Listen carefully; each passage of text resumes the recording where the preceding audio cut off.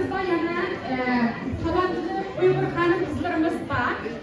Kitaplarını yazgan, şiirlerini yazgan, dünyada tanıtıvatkan, Uygurlarını dünyada tanıtıvatkan Ötkür kalemlik hemşirler var. Bunun vekili Zulhayat Ötkür hanım. Zulhayat Ötkür hanım, bir yıldızga pul berishga taklif qilamiz. Marhamat, Zulhayat.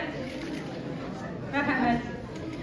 Amelem bilimiz Ötkür efendimning, Abdurahim Ötkür efendimning tabarik guli bizning aramizda, biz aramizda bo'lgandan bek faxrlanamiz. Marhamat.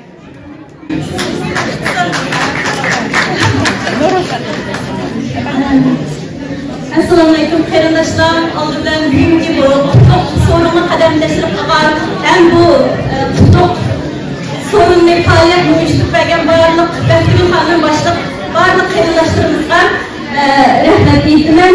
Yuqori qarindoshlarimiz nihoyatda yaxshi so'zlab o'tdi.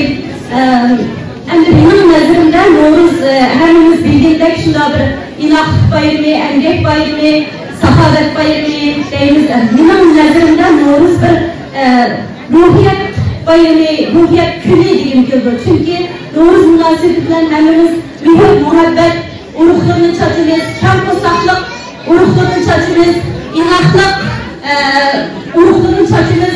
Shunga bu No'ruz munosabati bilan hammamizning ruhiyati yangi deb qarayman.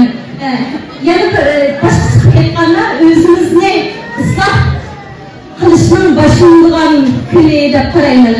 Endi vatanimizdagi qirg'inchilik hammamizga ayon.